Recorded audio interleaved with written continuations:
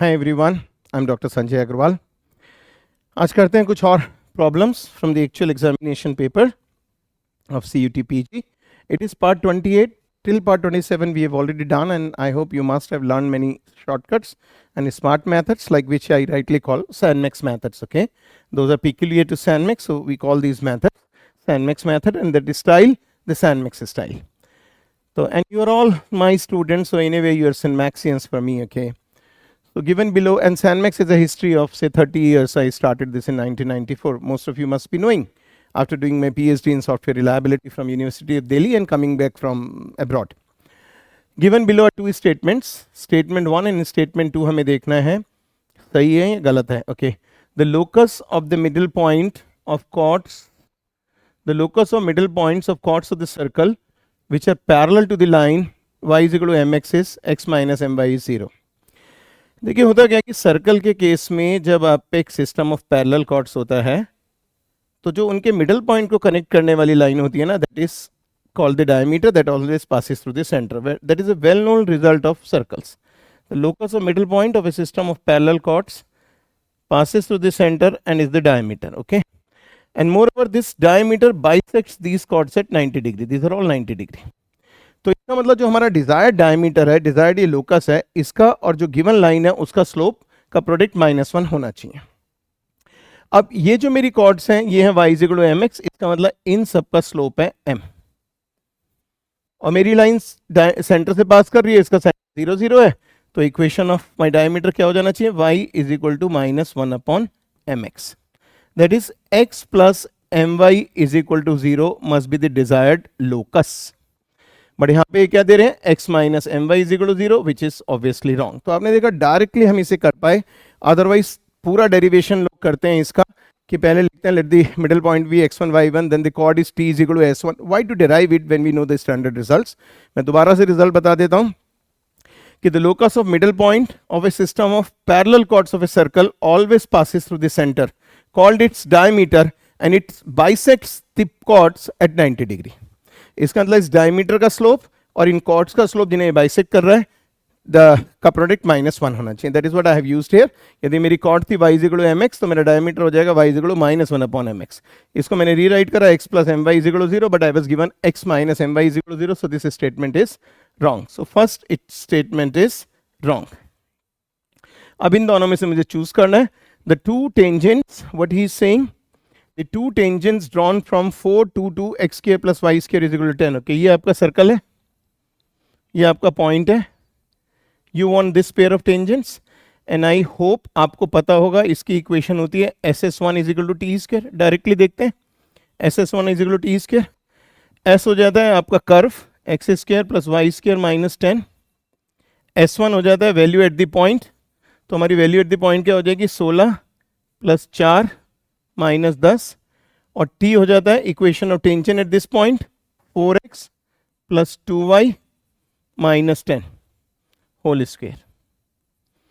ठीक है, 4x plus SS1.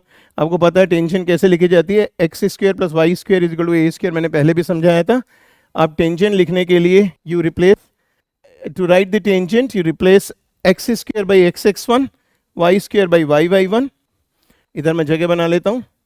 Okay, it's not going till that point, no problems, I will do it here. Technology कभी कभी तो परेशान करती है, आप सब जानते हैं, और आपको तो जिंदगी भर टेक्नोलॉजी यूज करनी है. टेंशन लिखने के लिए एक्स स्क्वायर की जगह एक्स x1 लिखते हैं और वाई स्क्वायर की जगह वाई y1 लिखते हैं. ठीक है, तो ये हमारी यहाँ से इक्वेशन आ गई है. X square plus y square minus 10 जो मेरा कर्व है S1, और वहाँ से आ गया मेरा टी स्क्वायर. अब आप खाली देख लेते हैं कोफिशिएंट ऑफ एक्स स्क्वायर कितना हो जाएगा, 16 4 20 और माइनस 10, ये हो गया आपका 10. तो यहाँ से आपका आ गया 10x square plus 10y square minus 100 is equal to, यहाँ से देख लेते हैं कितना आ जाएगा, 4x प्लस 2y ये 16x square plus 4y square, और हम बाद में देख लेंगे, इधर आ जाते हैं. ओके, तो 16x square plus 4y square. तो आप यूज कर रहे हैं SS1 is equal to T. Clear है. फिर इसको सिंप्लीफाई कर लीजिए आप. तो ये आपका कितना आ गया, -6x square plus 6y square plus plus आपको ये पता है यहाँ पे कि coefficient of x square plus coefficient of y square कितना आ रहा है यहाँ पे, 0 आ रहा है, और that is nothing but the condition of two lines to be perpendicular. तो जब भी होमोजीनियस या non homogeneous pair of line system of lines मेरे पास होता है और एक्स स्क्वायर और वाई स्क्वायर के कॉफिशिएंट का सम 0 हो जाता है, तब हम कहते हैं lines are at right angle. तो इसका मतलब ऑब्वियसली ये जो दो टेंजेंट हमने ड्रॉ करी हैं ये 90 डिग्री पे है, तो स्टेटमेंट 2 सही है। और स्टेटमेंट 2 सही होने का मतलब है कौन सा वाला क्वेश्चन हो जाएगा हमारा, statement 1 is incorrect but statement 2 is correct. तो fourth one is the right answer. सबको समझ आ गया? मैं एक और रेफरेंस बता देता हूं। यदि आप पे ये लाइन दी हुई है A X square plus 2hxy plus B Y square, मैंने पहले बताया भी इस तरह की कोई लाइन है, चाहे होमोजीनियस है चाहे नॉन होमोजीनियस है, तो जब भी इसमें a प्लस बी 0 होता है it means angle is π/2, angle between lines is π/2। वही मैंने यहाँ पे यूज कर लिया। तो SS1 is equal to T square करा, एक्स स्क्वायर वाई स्क्वायर का कॉफिशिएंट निकाल लिया। अदरवाइज हमें एंगल फॉर्मूला यूज करना पड़ता, ओके, जिसमें हमें टाइम लगता करने में। So now this question has already been done. Then comes the next question.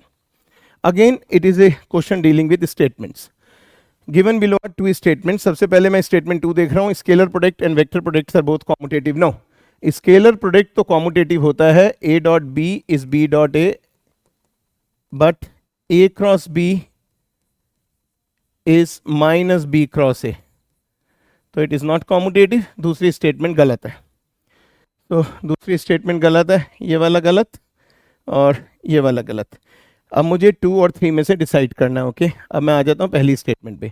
3 points with position vectors are collinear if and only if there exist scalars not all zero such that this, obviously this is the standard result. आपको एक चीज clear होनी चाहिए कि जब 3 vectors coplanar होते हैं या 3 पॉइंट्स कोलिनियर होते हैं, उनमें फर्क क्या है। जब 3 वेक्टर्स कोप्लेनर होते हैं तब उनमें खाली ये एक्सप्रेशन चाहिए होता है x a plus y b plus z c is equal to 0।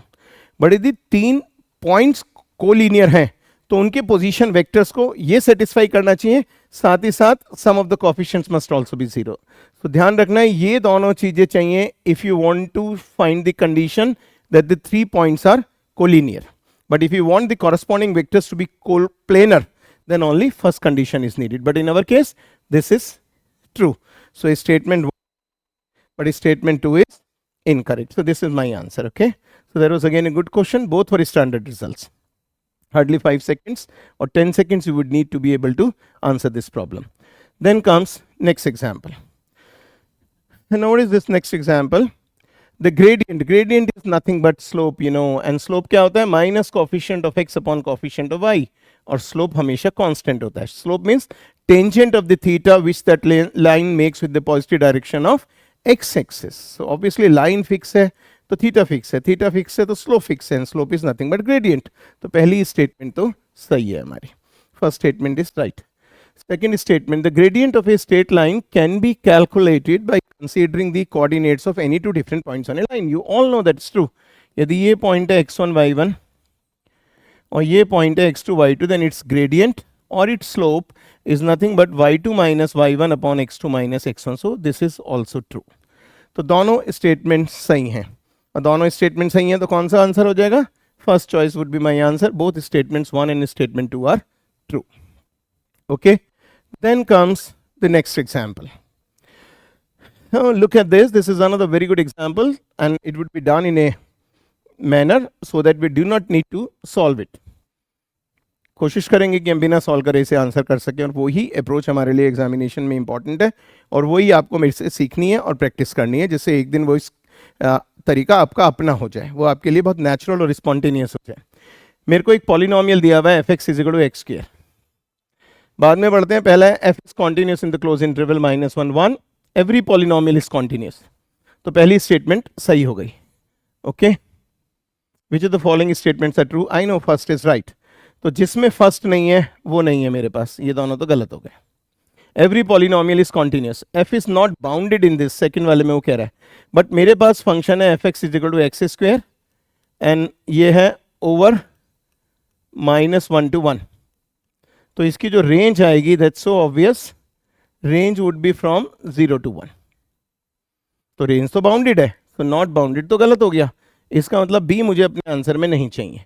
I do not want be in my answer, so this is the right answer. So fourth choice is the correct answer. Clear है सब लोगों को? In fact वो जो area वेरिया की बात कर रहा था वो तो हमें निकालने की जरूरत ही नहीं पड़ी इस पर्टिकुलर क्वेश्चन में. It is not at all needed, but just for the sake of learning I will do that for you also. I do that for you. यहाँ तो परफेक्ट स्क्वायर था ना, तो चाहे -1 रखता चाहे मैं 1 रखता, ये 1 आ जाता. और एक्स स्क्वायर कभी भी नेगेटिव हो नहीं सकता, तो इसका मतलब इसकी छोटी से छोटी वैल्यू 0 होगी. तो इसलिए इसकी रेंज आ गई 0 से 1 में. Are you getting what I am saying? चाहे -1 रखूँ या 1 रखूँ, इसका स्क्वायर 1 होगा. स्क्वायर है, परफेक्ट स्क्वायर है, can not be negative, so least value is at 0. अब आ जाते हैं एरिया वाला. Area is non zero infinite. Let us see y is equal to x square. y is equal to x square is an upward parabola. ऐसा parabola है, ठीक है. x axis and the x varies from -1 to 1. ये -1 है और ये 1 है. तो बेसिकली ये एरिया में वो इंटरेस्टेड है. तो हमें दिख रहा है ये एरिया बाउंडेड है, हमें दिख रहा है ये एरिया नॉन जीरो है, हमें दिख रहा है ये एरिया फाइनाइट है. तो इनफैक्ट हमें एरिया निकालने की जरूरत भी नहीं है. बट वैसे सिमेट्रिकल है, यदि आपको एरिया निकालना भी है तो twice 0 to 1 y dx x square d x से आप निकाल भी सकते हैं if you are interested. But मैंने जैसे कहा कि ज़रूरत नहीं है कि हम वो एरिया निकालें. It is not at all needed. ये क्वेश्चन वैसे ही हमें दिखाई दे रहा है कि आंसर आ जाएगा. ट्वाइस इसलिए क्योंकि इट इज सिमेट्रिकल. ये भी एरिया और दोनों सेम साइज है. हाथ से बनाते हुए थोड़ा साइज अलग हो गया, but who cares, you know, in examination nobody is looking at my drawing and I have not to show my drawing to them, I have to show my knowledge to them, and that too in terms of my choice is not my solution. Okay, that has to be very very clear. और हर समय अपने आप को remind करवाइए कि yes, you know your objective, you know what your focus is. Then comes the next question, which of the following is not correct? Again not correct. I am okay, मैं आपको फिर केयरफुल कर रहा हूँ. Not correct, correct बहुत ध्यान रखना है, इसमें बिल्कुल गलती नहीं होनी चाहिए. चेक कर लेते हैं. नीचे से शुरू करते हैं आज. Adjoint of a diagonal matrix is a diagonal matrix. We all know this. यदि ये मेरे पास एक डायगोनल मैट्रिक्स है, you know that diagonal matrix का मतलब non diagonal elements are all zero. कभी भी ये नहीं कहना है non diagonal. Okay, so let this is a diagonal matrix. तो ये यदि मेरी मैट्रिक्स डायगोनल है तो इसका एडजॉइंट क्या हो जाएगा? That is a standard rule which you know, मैं इसे क्लास में डिराइव भी करता हूँ. Mod of A upon A1 0 0 0 0, mod of A upon A2. तो आपको याद रखना हो तो याद भी रख सकते हैं. Mod of A upon AN which is nothing but A diagonal matrix. तो लास्ट स्टेटमेंट तो सही है. The adjoint of a diagonal matrix is a diagonal matrix, but they are not interested in those statements which are correct. It means मेरे answer में D नहीं होना चाहिए. It means मेरे आंसर में D नहीं होना चाहिए. आप देखिए कुछ करने की जरूरत पड़ी. So that type of techniques you want, okay? सबसे पहले इन स्टेटमेंट में से उसे उठाइए जो आपको सबसे आसान लगता हो, जो आपको अपना देखा हुआ लगता है. फिर उसके बाद आप प्रोसीड कीजिए. ये नहीं कि आप सीक्वेंस में ABCD करेंगे. No no, we are not having that much time. आप खुद सोचिए, 4 में से मैंने एक स्टेटमेंट खाली चेक करी and I was having my answer. But मैं और भी चेक कर देता हूँ आपके लिए. नीचे से ही मैं ऊपर जा रहा हूँ. A is a non singular matrix. Non singular matrix determinant not equal to 0, then A inverse is skew symmetric. I can not guarantee it. A non singular है इसलिए ए इनवर्स एग्जिस्ट तो करेगा, बट वो symmetric होगा या not symmetric होगा मुझे नहीं पता. स्क्यू सिमेट्रिक होगा या सिमेट्रिक आप लोगों को पता होगा. जब ए ट्रांसपोज ए होता है तो मैट्रिक्स सिमेट्रिक होती है, और ए ट्रांसपोज -a के बराबर होता है तो स्क्यू सिमेट्रिक होती है. But I am not having any such information given here, so my C is wrong. तो सी मेरे आंसर में होना चाहिए, तो यहाँ है. अभी देखते हैं. Every skew symmetric matrix of odd order is invertible. No, यदि आप पे एक स्क्यू सिमेट्रिक मैट्रिक्स है, suppose 3/3, and A transpose is -a, ये स्क्यू सिमेट्रिक की डेफिनेशन है, then determinant must be 0. It implies A inverse does not exist. ठीक है ना? This is the standard result which you should know. It does not exist. तो ये भी गलत हो गई. इट मीन्स बी भी मेरे आंसर में चाहिए, तो बी मेरे आंसर में है. अब खाली रह गया ऊपर वाला. तो मैं यहाँ लिख भी देता हूँ जिससे आपको बाद में रेफरेंस के लिए पता रहे. यहाँ मैंने बी चेक करा है, ये मैंने डी चेक करा है, और सी मैंने वैसे कॉमन सेंस से चेक कर दिया. अब रह गया मेरा ए चेक करना. Now A remains. A and B are two matrices such that A B is equal to A. इसके दोनों तरफ आप ए से मल्टीप्लाई कीजिए, तो A B A is equal to A square. ठीक है, बट ये वाला जो बी ए है वो इसकी वजह से बी हो गया, तो इस means A B is equal to A square. But ये वाला जो ए बी है वो इसकी वजह से ए हो गया. It means A is equal to A square. और ऐसी ही मैट्रिक्स को आइडम्पोटेंट मैट्रिक्स कहा जाता है. It means A B idempotent है, and similarly you can show it for B. So A and B are both idempotent. So idempotent, involutory, skew symmetric, symmetric, hermitian, skew hermitian, इतने सारे type की matrices होती हैं which you may know. But now you know what I have done here. And I hope you must be quite happy that now you know some shortcuts, or you know the way in which you have to answer these problems. So, but I'll keep you teaching these type of things unless you're selected. Okay. And I know you will be selected with very good ranks. All the best. See you soon. I'm Dr. Sanjay Agarwal.